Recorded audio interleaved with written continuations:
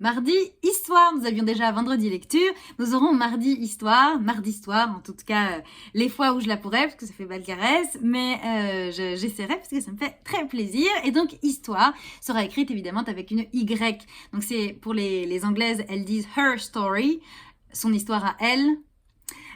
Leur histoire à elle par rapport à his story. En fait, à l'école, on apprend l'histoire, donc his story, son histoire à lui, à eux, aux hommes.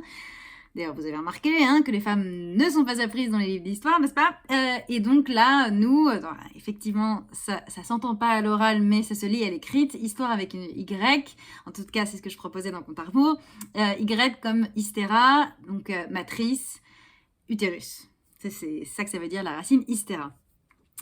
Alors moi, je suis férue, pour procrastiner, mon truc, c'est de regarder des documentaires historiques. Voilà, donc il y a plein de fois, ça m'énerve. Je vous l'ai dit dans une vidéo il n'y a pas très longtemps. C'était sur... donc là, il y a des documentaires en ce moment sur Arte sur l'homme de Néandertal. L'homme. C'est extraordinaire. Ils sont capables de nous parler de l'homme de Néandertal et l'homme de Cro-Magnon d'ailleurs, de nous montrer... en fait, c'est des docu-fictions, donc en fait, en plus, ils ont embauché des comédiens. Donc déjà, on suit un héros de Néandertal, bien entendu, mais qui visiblement a que des potes mecs. Si à un moment donné, voilà, il faut qu'ils se reproduisent, donc ils nous ont collé une comédienne. Mais enfin, ce que ça veut dire, c'est que déjà, c'est la désinformation. Donc c'est du négationnisme total de notre existence, c'est grave en fait, qu'en 2021 on en soit là, sur le service public de la télévision, qu'on en soit à nier l'existence de la moitié de l'espèce de Néandertal, c'est-à-dire nous là, les femelles, bon. Voilà, et puis en plus de ça, ça veut dire que concrètement en matière de droit du travail, il y a plus de comédiens que de comédiennes qui sont embauchés, enfin c'est ça que ça veut dire, c'est comme dans tout, en fait, de toute façon. C'est-à-dire qu'ils vont nous faire des documentaires sur Napoléon, les maréchaux de l'Empire. Il y a plus de rôles pour les mecs, ça c'est sûr. Donc quand on sait qu'en fait, dans les écoles de théâtre, environ 80% des étudiantes, c'est des étudiantes et des étudiants sont des étudiantes, voilà, les rôles sont inversement proportionnels, c'est merveilleux, voilà.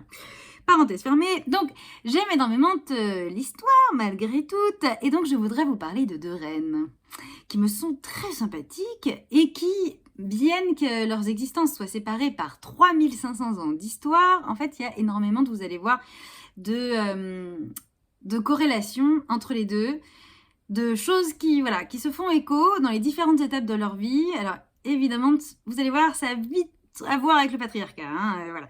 Donc, deux souveraines. La première qui est née 1500 ans, voilà, une vache près, avant JC, et l'autre 1500 ans, un peu plus, après JC. JC n'étant pas Jeanne Calment, bien entendu, mais un gourou de Nazareth, lui-même, visiblement, né 3 à 7 ans avant lui-même. Exactitude historique toujours. Et donc, l'une s'appelait Hatshepsut. Non, ça n'est pas si difficile à prononcer. Chapeau, si vous voulez. Shep, comme un cep quand on a un cheveu sur la langue, vous voyez, voilà. Soute d'un bateau. Mais donc, voilà. Donc, bref, Hatshepsut et l'autre, Marie de Médicis. Alors, au niveau géographique, elles n'étaient pas si loin, puisqu'il y en a une qui est ici, bien entendu, en Égypte, ça s'entendait, au nom, vous sentiez bien qu'elle n'était pas scandinave, et l'autre qui nous vient d'Italie, puisque c'est une Médicis, même si elle a été reine de France. Donc nous en avons une qui est pharaon, Hatshepsut, et l'autre qui a été reine de France. Donc 1500 ans les séparent. Il y a une chose qui est intéressante, c'est que lorsqu'on nous parle des femmes de l'histoire, la vision qu'on va donner d'elles, surtout lorsqu'il s'agit des femmes de l'Égypte antique, on va nous préciser direct des trucs sur leur physique, et c'est agaçant. Voilà, Cléopâtre, son nez, comme si elle avait gouverné avec son pif, là, ça m'agace. Nefertiti, n'en parlons pas. Oh, le buste, pouf pouf, bon. Alors, pendant très longtemps, on nous a raconté que Hatshepsut, elle était belle. Alors, oui, j'en suis sûre qu'elle était belle, comme la sont toutes les femmes, en fait. Une beauté intérieure, qui est quand même plus intéressante pour régner. Néanmoins, nous avons retrouvé sa momie il n'y a pas si longtemps que ça, parce qu'elle avait été placée dans une autre tombe, enfin bref, et en fait, elle respecte pas complètement les critères de beauté de maintenant, c'est-à-dire que nous avons une femme exactement comme Marie de Médicis d'ailleurs, qui serait considérée aujourd'hui comme en surpoids, extraordinairement gourmande. Marie de Médicis, pareil, elle aimait la bouffe, elle aimait la bectance. Il y a plusieurs hiéroglyphes où elle raconte ce qu'elle aime bouffer. Enfin, je veux dire, c'était important pour elle, hein, visiblement. Et alors, elle se trouve que sur la momie aussi, on voit qu'elle souffrait d'un sérieux psoriasis, donc une maladie de peau très très douloureuse.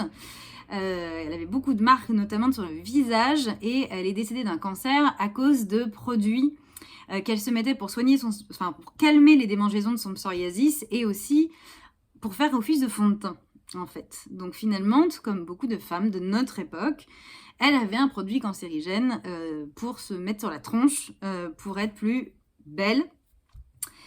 Et c'est ça qui l'a tuée. Voilà. Mais déjà, on a une petite leçon là-dedans, et c'est, je sais pas, je ne me suis pas assez renseignée, mais c'est peut-être arrivé à Marie de Médicis, sachant que à l'époque, et même après, sous Louis XIV, les femmes continuaient, mais les hommes aussi d'ailleurs, se mettaient énormément de poudre, notamment de poudre blanche. En fait, il y avait du plomb dedans, et ils faisaient des cancers aussi. Donc, mais voilà, juste un petit truc par rapport à notre époque, hein. Maquillage, c'est pas forcément encore un truc, si bonne pour nous quand même. On sent bien l'arnaque. De toute façon, dès qu'il y a un truc rien que pour nous, sentez l'arnaque, d'une manière générale. Bon, alors, dans les similitudes, toutes les deux ont un sacré caractère. Vous allez la voir par rapport à leur histoire. Hein. Non mais, vraiment, elles me sont très sympathiques. Alors, toutes les deux sont de familles d'extraction noble. Hein. Autant vous dire que déjà, si on ne parle pas énormément des femmes qui ont dirigé, les femmes qui dirigeaient pas, on n'en sait rien. Donc c'est pas que je m'intéresse particulièrement à la royauté, c'est qu'on n'a pas grand-chose à se mettre sous la dent quand on est féministe et qu'on est féru d'histoire non plus. Alors, donc elles avaient un sacré caractère, extraction noble. Donc Hatshepsut est la fille du pharaon Thoutmôsis Ier et Marie de Médicis, donc cette grande famille de Médicis en Italie, qui avait déjà donné une reine de France, à savoir Catherine de Médicis, hein, pas les confondre, c'est pas les mêmes, juste avant. Donc toutes les deux vont être à la fois donc déjà filles de nobles, en l'occurrence de pharaon pour Hatshepsut, et puis elles vont être toutes les deux mariées à des souverains. Donc Hatshepsut va être mariée au pharaon Thoutmôsis II, hein, qui était son frère. Oui, non mais les deux aussi, on a des croisements, c'est pas... Déjà, elles ont été balèzes de ne pas avoir des maladies génétiques. Parce que des deux côtés, hein, y a quand même des croisements dans la famille, c'est pas... Hein, les mariages forcés, les viols par inceste, c'était couru. C'était béni par les prêtres et les papes et les machins. Donc voilà, carrément, ce qui se faisait énormément en Égypte ancienne, puisque même carrément dans la mythologie, Osiris, qui est donc le dieu des dieux, est marié à sa sœur, Isis. Voilà. Et ça donne Horus, leur fils, le dieu du soleil à tête de faucon. Et c'est là où on aurait pu se dire, non mais c'est vrai, tête de faucon, c'était pas non plus prévu, donc, hein, quand même, les croisements génétiques comme ça entre sœurs-frères, peut-être pas une bonne idée. Au revoir. Donc elle est mariée à Thoutmôsis II, tandis que Marie de Médicis est mariée à Henri IV, c'est la seconde femme d'Henri IV, puisque Marguerite de Navarre, qui est une immense autrice, qui est la première épouse d'Henri IV, qui le détestait aussi. Donc elle s'entendait super mal, vraiment. Elle pouvait pas le blairer. C'était une grande autrice. C'est celle qu'on appelle la reine Margot, notamment. Donc là, c'est la seconde femme d'Henri IV. Donc, évidemment, mariage arrangé, hein, autant vous dire, on n'est pas sûr de l'amour. Pareil pour Hatshepsut. Alors déjà, voilà. Donc nous avons d'un côté Thoutmôsis II, de l'autre côté Henri IV. Thoutmôsis II, visiblement, c'était un naze. C'est-à-dire, bon, alors... peut-être à cause de la consanguinité, mais visiblement, ça n'était pas hyper fut-fut. Enfin, c'était une galère, hein, en gros. Donc, très rapidement, elle se dit, à falloir que je règne toute seule. Alors, les historiennes, les historiens sont pas toutes et tous d'accord, mais il y a quand même 2-3 soupçons. En tout cas, Thoutmôsis meurt vite. Ça, et...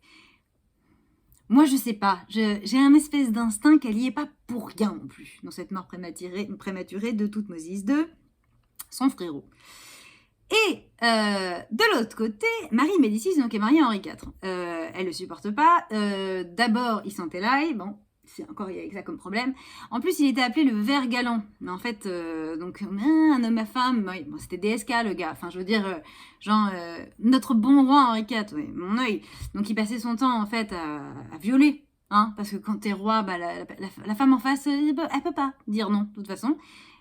Puis quand même, je pense pas s'il aurait bien écouté. Mais donc, voilà, il passait son temps à mettre sous emprise des femmes et à les violer. Bon, galère. Évidemment, ils s'entendent pas. Hein. C'est pas complètement le même genre. Il y en a un qui arrête pas de bouffer, qui jure, qui est crado. L'autre, bah voilà, Marie de Médicis, elle sait vivre, elle aime l'art. Non, il y a une différence de raffinement. Ça clairement. Et puis, il y a un truc de religion qui les sépare, c'est-à-dire que au moment où ils sont mariés, de force, Marie de Médicis est catholique, la pauvre, sous emprise de la secte catholique, là. Et Henri IV, lui, est plutôt du côté secte protestante, n'est-ce pas? Oui, j'ai dit secte pour religion. Mais je vous rappelle que je ne suis pas en train de critiquer ni qui que ce soit, bien entendu, ni même la foi. Je critique l'organisation politique et sociale qu'est une religion. Donc moi, à partir du moment où c'est que des couillus qui décident qu'est-ce qui se passe dans le machin, j'appelle ça un système politique d'extrême droite misogyne et xénophobe et homophobe et tout ce que vous voulez, et raciste. Et donc, je peux critiquer, comme n'importe quel parti d'extrême droite. Donc là, il se trouve que c'est juste un parti qui est vu comme sacré, donc ça s'appelle vite une secte. Donc, nous avons... alors que la foi, ça n'a rien à voir. Donc, nous avons Marie de Médicis catholique, Henri IV protestant, et donc elle n'est pas vraiment reine de France. C'est-à-dire qu'elle est la femme d'Henri IV, roi de France, mais elle n'est pas reine de France parce que, comme il est protestant, il n'est pas rentré dans l'église au moment de leur mariage. Donc, parce qu'il était protestant, il ne pouvait pas rentrer. Donc, le pape de l'époque n'a pas béni le mariage et donc elle n'est pas officiellement reine de France.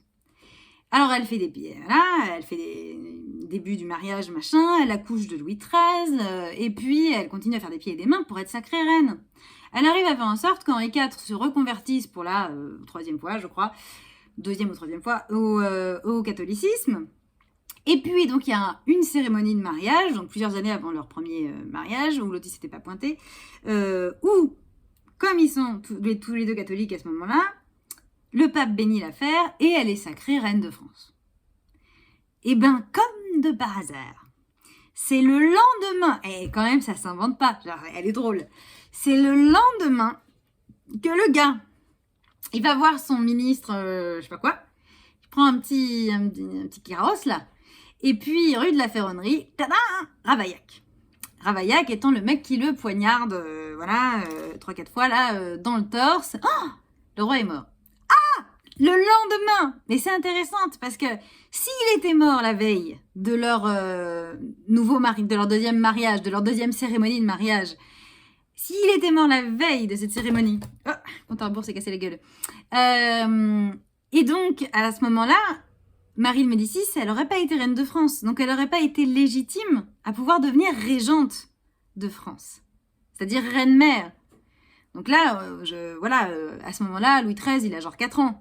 Donc, il ne peut pas régner à 4 ans. Bon. Donc, ce qui est intéressant, c'est qu'il est assassiné le lendemain du jour où elle devient légitime à devenir régente, puisqu'elle est reine, officiellement. Ah, c'est quand même intéressant comme coïncidence. Elle m'est très sympathique. Donc, bon, elle est soupçonnée, déjà à l'époque. Mais bizarrement, très rapidement, on noie le poisson. C'est spécifique, ça, comme expression. Qu'est-ce qu'on pourrait dire? On noie le mascouille et on oublie, et même là encore aujourd'hui, les historiennes, les historiens ont des soupçons, mais on n'est pas sûr qu'elle soit de la combine. C'est quand même une sacrée coïncidence. Hein. Donc là, Henri IV est mort, le roi est mort, vive le roi. Sauf que vive le roi, le prochain, Louis XIII, il a 4 ans. Et donc, Marie Médicis, elle fait « Ah, ça tombe très bien !» Parce que depuis 70 heures, je peux être régente. Et alors ça, c'est une chance, disons. Pouf. Non, mais même pas, depuis 24 heures, quoi. Voilà, bref. Et donc, ça tombe bien, je suis régente de France, pas de souci. Pouf, pouf, je vais régner. De l'autre côté, Hatshepsut, donc Toutmoses II, très rapidement, est décédée. Hein. hein, paix à son âme, tout ça. Et donc, pareil, Hatshepsut dit, le prochain pharaon, du coup, logiquement, parce qu'il faut toujours de la couille, hein, donc, logiquement, ça va être Toutmosis III, sauf que, ça y alors, il a 4 ans. Il n'y a pas de souci, je régente, pouf pouf. Donc, vous voyez, hein, il y a quand même une similitude au niveau de la technique. Donc, les deux deviennent régentes au départ. Et très rapidement, en fait, elles deviennent reines. C'est-à-dire que, alors il y en a une qui carrément arrive à avoir le nom de pharaon. Et chez Hatshepsut, il y a une évolution. C'est-à-dire que ça commence avec des statues où on la voit plutôt en femme. Donc on voit ses seins, etc. Avec la grande perruque comme une épouse royale, ce qu'elle est d'ailleurs au départ. Et puis au fur et à mesure, elle se coiffe de la coiffe de pharaon, donc de pharaon. Elle a le sceptre, elle a même la barbe postiche, hein, donc l'association féministe La Barbe, qui met des barbes postiches pour dire à toutes les assemblées où il y a que du couillu, allez-y, continuez comme ça, messieurs, pour se foutre de leur tronche. En fait, hein, la précurseuse de l'assaut La Barbe, c'est Hatshepsut. Donc elle avait la barbe postiche, machin, et donc il y a une évolution dans les statues qu'on voit d'elle. Et donc plus ça va, et plus elle va prendre du pouvoir, et plus elle va régner seule. Donc ça, voilà. Et de l'autre côté, Marie de Médicis, elle se fait plaisir aussi. Et elle règne de plus en plus tranquille pendant des années et des années.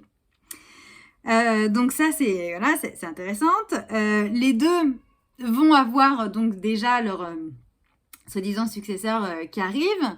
Sauf que, une fois que le successeur arrive en âge, donc d'un côté Toutmosis III, qui était d'ailleurs aussi le frangin, le demi-frère d'Hatshepsut, hein, c'est que du consanguin. Et donc, en face, Louis XIII, le fils de Marie de Médicis, ils arrivent en âge de régner, et là, que ce soit Hatshepsut ou Marie de Médicis, les deux font non, je devrais, hein, selon les lois, les machins, je devrais te donner le pouvoir, te rendre le pouvoir, cesser d'être régente, puisque voilà, mais je vais pas le faire. Et donc ça c'est intéressant aussi comme truc, c'est-à-dire que les deux, elles se disent, mais en fait, je fais du bon boulot. Parce qu'une autre similitude qu'on a dans ces règnes-là, c'est que ce sont des périodes plutôt de paix par rapport aux périodes autour. En fait, leur règne, c'est des bons règnes, quoi.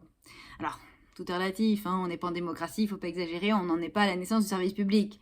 Les gens, globalement, une espérance de vie de 30 piges. Mais que ce soit d'ailleurs en Égypte ancienne ou en France à cette époque-là, peut-être un peu plus élevé quand même, mais il n'y a pas une grande différence d'espérance de vie. Hein. C'est à partir de la révolution industrielle qu'on commence à vivre plus de 40 ans, quand on est du peuple en tout cas. Donc voilà, mais leurs règnes sont plutôt meilleurs que ceux de leurs prédécesseurs et de leurs successeurs.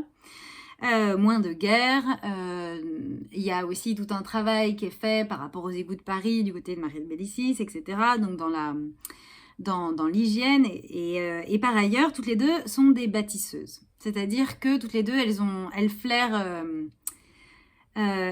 qu'elles faut laisser leurs traces et elles ont un génie architectural. Alors, Hatshepsut encore plus, visiblement, parce que Hatshepsut a vraiment énormément construite pendant son règne et c'est elle qui faisait une partie des plans, qui imaginait, et donc notamment il y a son temple de Deir el-Bahari, je vais y arriver, Deir el-Bahari, en face de Deir el-Bahari, qui est vraiment un temple magnifique avec une immense escalier qu'on voit encore aujourd'hui, hein, qu'on peut encore visiter aujourd'hui, ça a juste l'air sublime.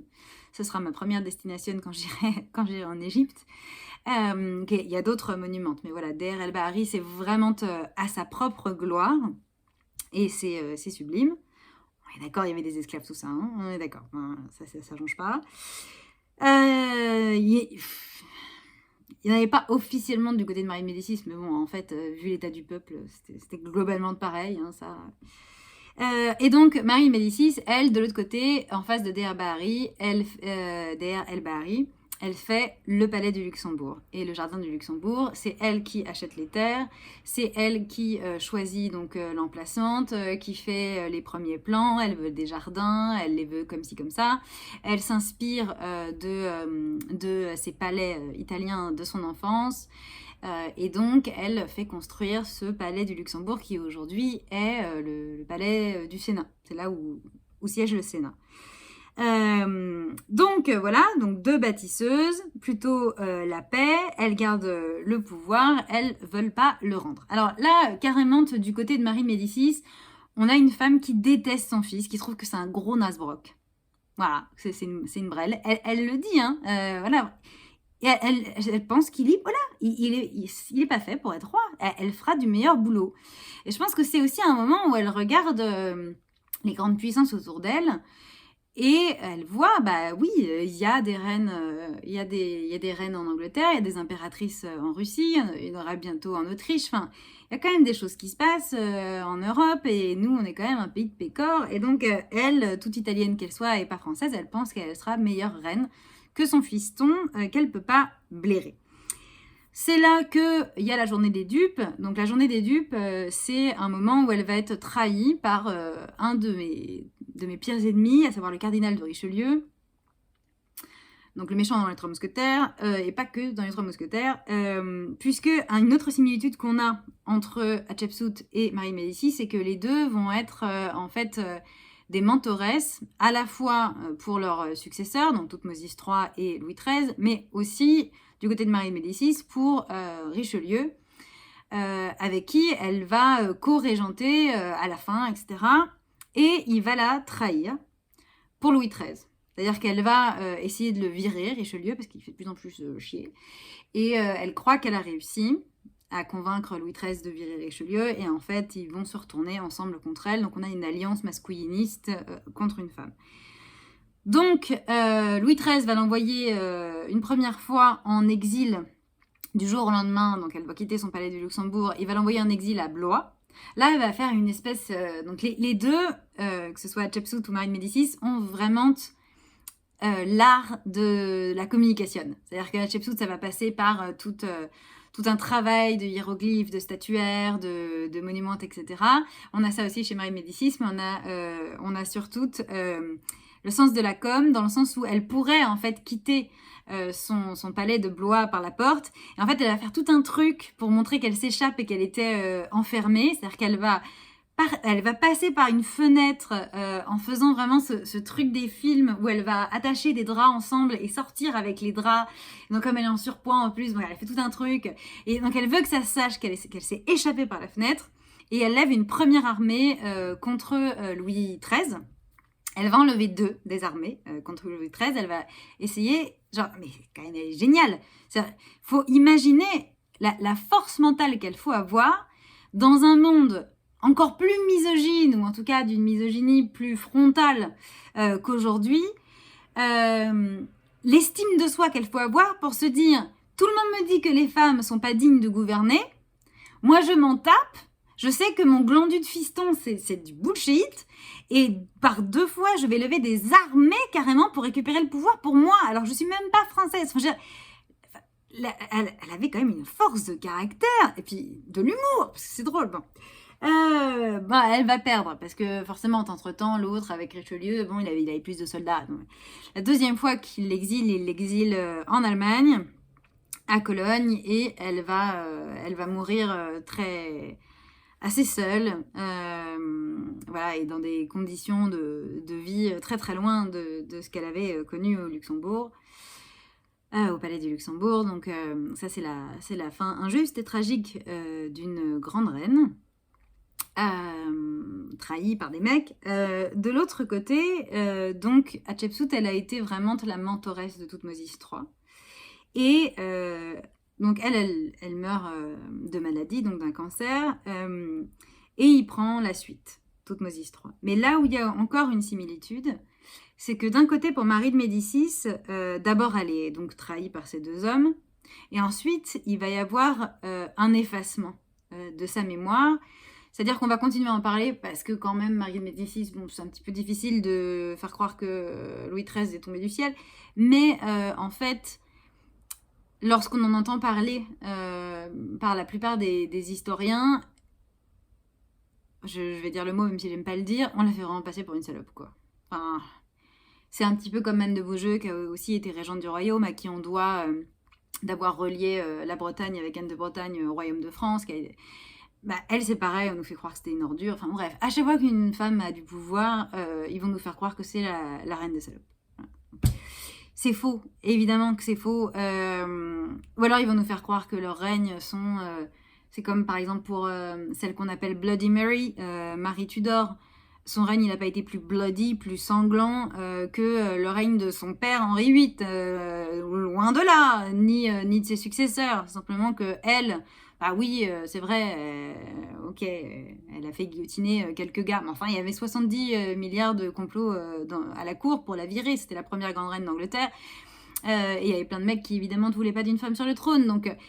mais bref, qu'on soit d'accord ou pas avec les exécutions, même remises dans le contexte, elle n'est pas plus bloody que les autres tarés de la dynastie, enfin, n'importe quoi. Donc ouais, en gros, dès qu'une femme a du pouvoir, on va salir sa mémoire, ou comme carrément Hatshepsut, en fait, Toutmosis III va effacer sa mémoire. C'est-à-dire qu'en fait, vous avez, et c'est émouvante dans plusieurs documentaires, vous avez des femmes égyptologues qui sont devant des fresques où en fait vous voyez, alors par contre c'est des débiles parce que ils rognent la silhouette de Hatshepsut, mais que la silhouette. Donc si vous voulez, on ne voyait plus ses traits, enfin vous voyez bien la forme de son corps qui est rognée. Du coup c'est débile, on voit très bien où est-ce qu'elle a été effacée, donc finalement c'est pas complètement bien effacé, mais voilà, en fait il y a plein d'endroits où ils vont faire tomber les statues et surtout où ils vont racler des bas-reliefs pour faire disparaître sa trace. Et dans les deux cas, ces représailles-là, finalement, ils sont moins contre ces femmes-là directement, puisque Hatshepsut, c'est après sa mort, et Marie de Médicis aussi. C'est contre toutes les femmes.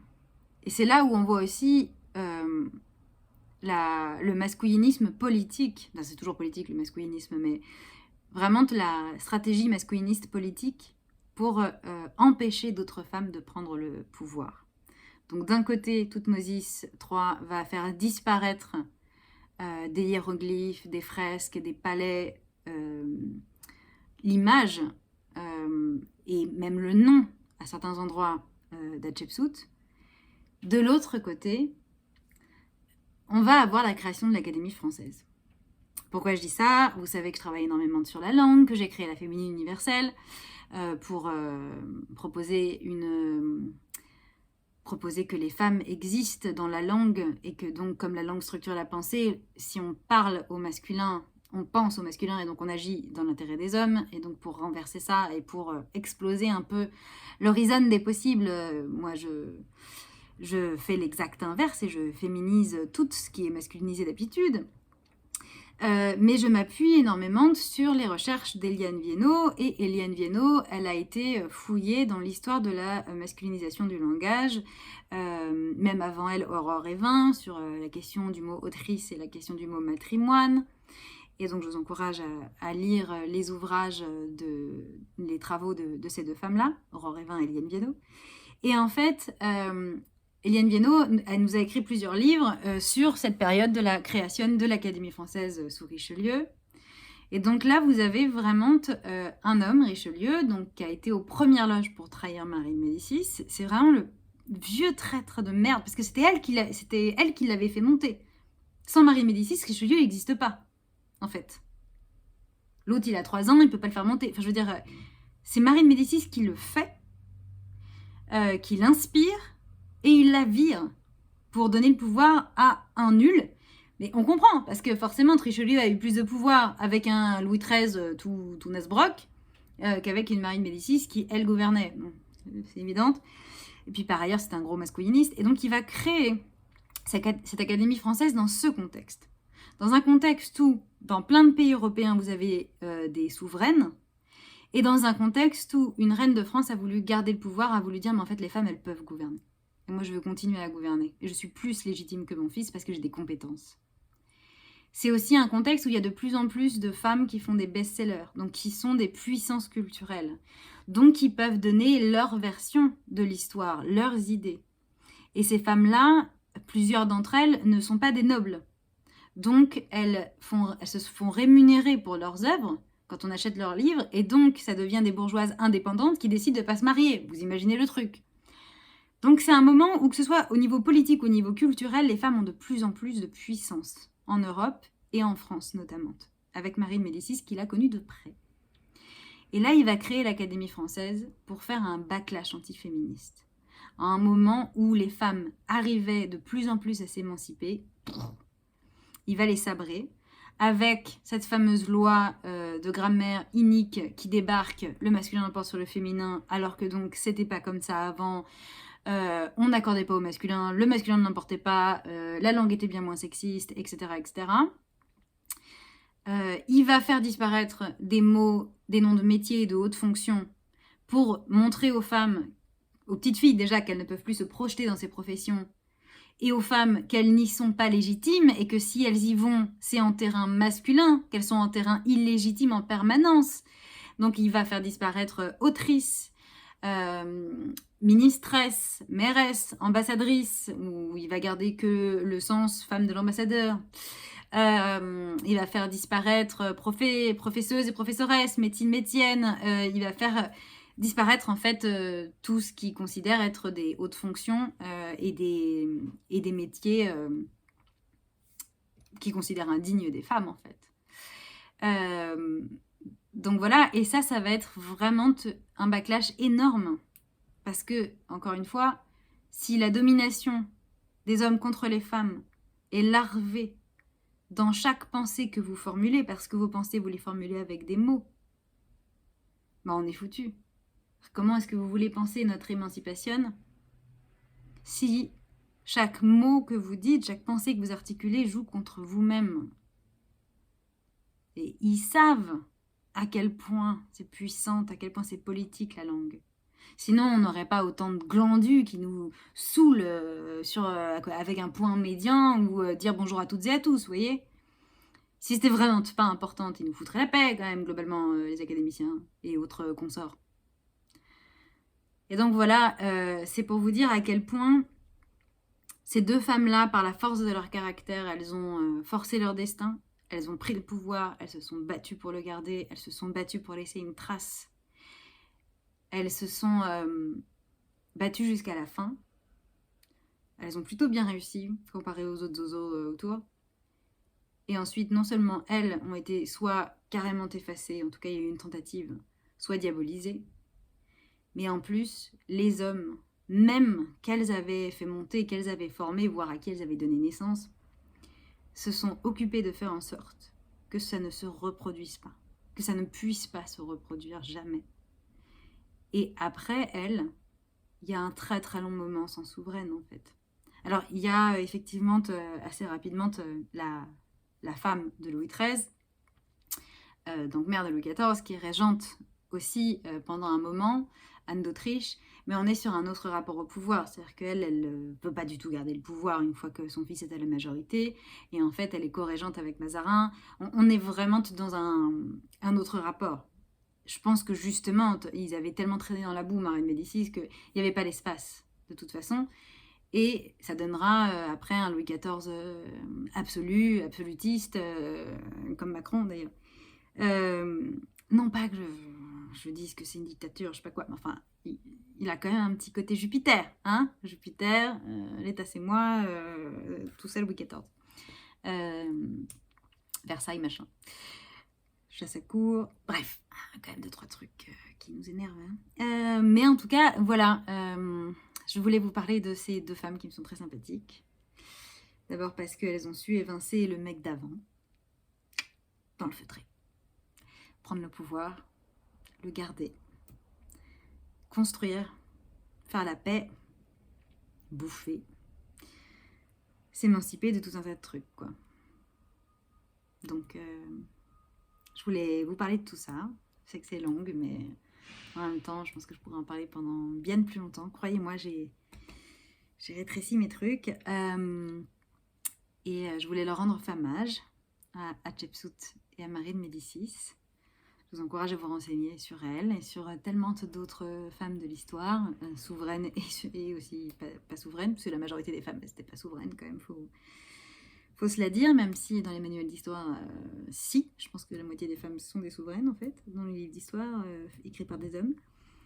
Et donc, je voulais finir en vous disant à quel point c'est importante lorsqu'on est une femme et qu'on arrive à monter à des endroits de pouvoir. Alors, pouvoir, c'est toujours relatif parce que les hommes ne font monter au pouvoir la plupart du temps, s'ils font bien leur truc, que des femmes qui sont tellement colonisées qu'ils ont toutes les garanties qu'elles ne vont pas détruire le patriarcat. Mais voilà, quand par miracle, une femme sorore, une femme féministe arrive à un endroit où elle a un petit peu de force d'une manière ou d'une autre, essayez de ne pas être la dernière avant des siècles. Essayez toujours, et même c'est plaisante. Enfin, moi encore ce matin, je discutais pour faire une conférence TEDx, et en fait j'en ai profité pour conseiller des femmes extraordinaires autour de moi. Et il y en avait une dizaine dans le mail, une douzaine. Et en fait, à chaque fois que on me propose de faire un festival, qu'on me propose, enfin, quelque chose où il y a plusieurs personnes, quoi, quand c'est pas juste mon spectacle qu'on achète, mais même quand c'est mon spectacle qu'on achète. Pour les années d'après, je leur dis, bah voilà, telle compagnie, les QET du Bocal, mettons, elles sont extraordinaires. Donc si vous voulez d'autres spectacles pour d'autres années, je vous conseille de vous adresser à elles. Enfin, en fait, je passe mon temps, c'est ma passion de faire la promotion d'autres femmes, en fait. Maintenant que je suis à cette place où parfois je peux la faire. Eh ben, c'est tout. Il faut faire ça en permanence, entre nous, en fait. Se faire la courte échelle. Parce que pour y arriver là-haut, la haute, c'est qu'ensemble.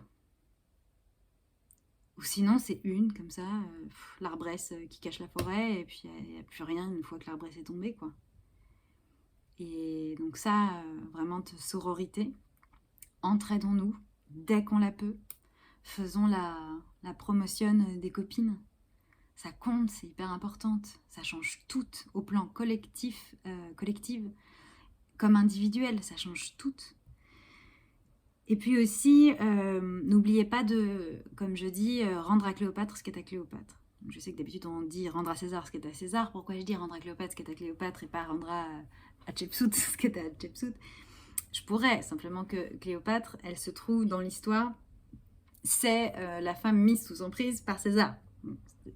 Effectivement, on peut décider de mettre n'importe quelle femme à cette place-là dans l'expression, mais enfin, Cléopâtre, ça a une légitimité encore plus forte puisque ça rend justice à une des victimes de Jules César. Et donc, ouais, rendre à Cléopâtre ce qui est à Cléopâtre, c'est-à-dire, elle ne faut pas que ça devienne une charge ou je sais pas quoi, ou que ce soit un endroit pour culpabiliser, mais à chaque fois qu'on ne rend pas la maternité d'une trouvaille à une femme, qu'elle soit artiste, qu'elle soit militante, qu'elle soit femme politique, n'importe quel secteur en fait. On affaiblit toutes les femmes et toute la matrimoine et toute notre histoire. Parce que c'est parce qu'on connaît qui dit quoi, qui fait quoi, à quel moment, dans quel contexte, que notre matrimoine se solidifie. Comme les bases de Deir el-Bahari, la templesse de Hatshepsut. En fait, on a besoin de ça. Et déjà, cette femme-là, en l'occurrence, vous l'affaiblissez dans son travail, donc ça c'est, ou dans sa militance, et ça c'est hyper douloureuse, déjà qu'on galère assez comme ça. Et voilà, ça lui fait mal, moi je sais, je vous l'ai dit. Ça m'arrive d'avoir le cœur serré, ouais.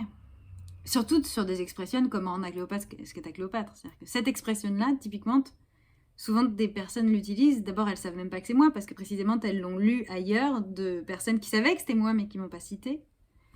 Pourquoi faire? Enfin, je veux dire, si vous êtes féministe, a priori, dire Tiffany l'a inventé dans son œuvre Compte à rebours. Compte à rebours, c'est un super outil de militance féministe, en fait.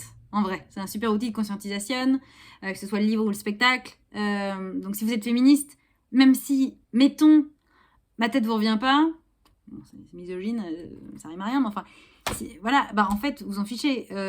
Lire Compte à rebours ou voir Compte à rebours, ça fait avancer la lutte féministe. Ça, c'est clair. En tout cas, ça la fait pas reculer, vous voyez. Donc oui, d'abord, c'est perdre une belle occasion de faire découvrir une œuvre qui est un outil d'émancipation. Et puis, c'est quand même une sacrée mise en abîme misogyne, quoi. Utiliser rendre à Cléopâtre ce qu'est à Cléopâtre, sans citer celle qui a inventé l'expression, c'est un peu triste, vous voyez. Sachant que ça va en plus avec une démarche globale qui est quand même extrêmement diversifiée, variée, subjective, une création artistique militante, littéraire, qui est la féminine universelle. C'est comme rendre famage. Moi, je suis très heureuse que cette expression, elle passe partout. Mais il y a très peu de gens qui savent que c'est moi qui l'ai inventé, quoi. Alors qu'au départ, quand je disais rendre famage, même des féministes radicales, ou le nous, vous, avec une E, etc., bah juste, elles me disaient, mais personne ne va te comprendre, quoi. Arrête. Quand je mets des E aux adverbes, ou... Enfin, il y a plein de gens qui me disaient, arrête. Et maintenant, il y a plein de femmes qui l'utilisent, et c'est super. Et il y en a énormément, et merci, mais merci, qui disent que ça vient de moi. Et en fait, évidemment que bah, moi, personnellement, ça favorise mon métier d'artiste, d'autrice, de comédienne. Donc, je joue plus mes spectacles. Donc, je mange. J'avance sur mon indépendance financière qui est quand même pas gagnée en tant qu'artiste féministe, vous voyez. Et en fait, aller vers son indépendance matérielle, son autonomie matérielle, bah, c'est féministe, ça, en fait. Mais en plus, c'est juste. D'abord, c'est juste. Mais c'est aussi une vraie façon d'ancrer la matrimoine. Parce que vous ancrez dans une histoire, dans un contexte. Et parce que vous empêchez, du coup, en rendant à Cléopâtre ce qu'est à Cléopâtre, en rendant famage à celle qui a créé quelque chose, eh bien, vous protégez aussi des récupérations, là je vais mettre au masculin, des récupérations masculinistes qui ne tardent jamais d'arriver. Genre, ils se pointent immédiatement et ils vont récupérer ce qu'on a fait et puis ils vont le retourner à la sauce masculiniste contre nous. Enfin, je veux dire, ça arrive en permanence. Donc voilà, n'attendons pas que les femmes soient mortes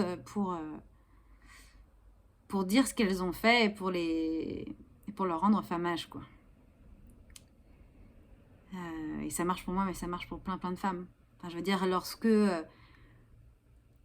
évidemment qu'à chaque fois qu'on dit le mot famage, à chaque fois qu'on dit le mot on va pas parler de moi, qu'à chaque fois qu'on dit le mot autrice, on va pas parler d'Aurore Évin. Mais en fait, dès qu'on la peut, faut la faire. Sans Aurore Évin, le mot autrice, on le connaît pas.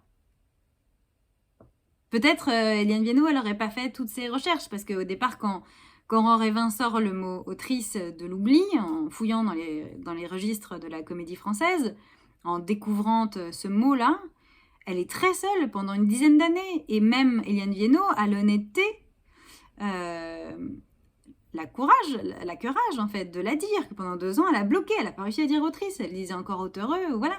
Et maintenant, évidemment, elle est la première à en faire la promotion, mais ça montre aussi dans quelle solitude était Aurore Évin. Et en fait, elle a écrit un texte magnifique où elle dit qu'à chaque fois qu'elle faisait une conférence sur ce mot autrice et qu'elle le prononçait, à la fin, elle avait des extinctions de voix. Tellement elle voyait dans les yeux des personnes en face à quel point c'était interdite de dire autrice. À quel point ça les heurtait, une langue pas masculinisée, quoi. Il y a des gens qui me disaient, mais c'est quoi? C'est une maladie, c'est moche, enfin, tous les trucs débiles que je dénonce dans La Pérille Mortelle, enfin. Et elle s'est battue. Et après, pareil pour matrimoine. Les journées de la matrimoine, on les appelle comme ça, c'est Aurore Évin aussi, en fait. Et la fait de pas la dire alors qu'elle a été si seule, bah moi je comprends à quel point c'est difficile, parce que moi c'était pareil. Quand je commence en 2012 à parler, à écrire en féminine universelle, donc ma pratique a énormément évolué, etc. Ça allait pas aussi loin au départ, mais quand je commence à parler, à écrire comme ça, je vous la répète, même des militantes féministes plutôt bien intentionnées à mon égard me disent tu vas trop loin. Et moi, je persiste assez seule. J'avais pas d'extension de voix, mais j'aurais pu. Enfin, je veux dire, je sentais que je faisais un truc extrêmement interdite. Avec famage, il y en a qui m'ont rionné. Et en fait, si vous l'utilisez, qu'il y a eu déjà... Parce que évidemment, souvent on me dit, mais il y a d'autres femmes qui ont dû dire ce mot avant. Bah oui, bah déjà, le problème, c'est que je l'ai pas su. C'est qu'en tant qu'autrice, J'aurais aimé la savoir que des femmes aient inventé Famage avant, comme ça, en grandissante même, j'aurais aimé la savoir. Parce que j'aurais été bien plus loin, bien plus vite. Parce que c'est insupportable de devoir réinventer tout le temps la même chose tous les 40 ans. Et Aurore Evin, elle me disait ça aussi. Elle a déterré des limbes de l'oubli des grandes autrices de l'Ancien Régime, notamment des autrices dramaturges de l'Ancien Régime, extrêmement connues à leur époque et totalement inconnues à la nôtre. Madame de Villedieu, Desjardins, enfin elle s'appelle de Villedieu, mais son nom de naissance est Desjardins, du coup moi je l'appelle de Ville-déesse, bref. Cette femme-là, mais juste vous la connaissez pas, et c'est normal que vous la... Enfin, ou alors si, parce que vous avez vu les spectacles d'Aurore Evin qui la fait rejouer, mais qui a du mal à la faire rejouer, parce que, en fait, comme c'est une langue à laquelle on n'est pas autant habitué qu'à du Molière, c'est difficile, et puis tout le monde s'en fout quand même, globalement, de la matrimoine. Enfin, je veux dire, à part Carole Thibault au CDN de Montluchon, sinon, il se passe pas grand-chose quand même. Et donc ouais, enfin, elle s'est rendue compte que toutes ces autrices de l'Ancien Régime, où elle avait fait tellement de recherches, toute seule, avec personne qui croit, très peu de gens qui l'encouragent, etc., elle s'est rendue compte un jour en fouillant à la BNF qu'il y avait une chercheuse qui, 40 ans avant, avait fait les mêmes recherches, était tombée sur les mêmes autrices de l'Ancien Régime, avait tapé ça à la machine à écrire, et c'était complètement effacé. Donc c'est ça, tous les 40 ans, on doit réinventer la sauce. Parce que chaque fois qu'on trouve quelque chose, on ne dit pas qui fait quoi, ça disparaît dans les limbes et c'est foutu. Enfin, en fait, c'est insupportable. Donc si j'ai pas su que ces femmes-là avaient utilisé le mot famage avant tout moi, c'est justement parce qu'il y a peut-être d'autres femmes qui leur ont dit « Ah, non, affirme pas ta trouvaille, humblement efface-toi, quoi. » Mais à qui ça bénéficie de s'effacer tant qu'il y a un patriarcat ? Et par ailleurs, il y a... Pardonnez-moi, ça m'énerve et ça me touche, surtout parce que ça me complique la vie, ces histoires-là. Je pense qu'il y a énormément de misogynie larvée, je pense qu'il y a énormément de misogynie, de cette chose-là où les femmes, elles n'ont pas le droit de sortir la tête de l'eau. Elles n'ont pas le droit d'être fières d'elles, encore maintenant. Ça, c'est vraiment très dur, en fait. C'est-à-dire que, ça c'est Laura Carpentier-Goffre qui dit ça. Laura Carpentier-Goffre que je vous cite tout le temps parce qu'elle est génialissime. Immense doctoresse, sociologue, thérapeute, artiste féministe, qui dit « Pour une femme, échouer, c'est terrible.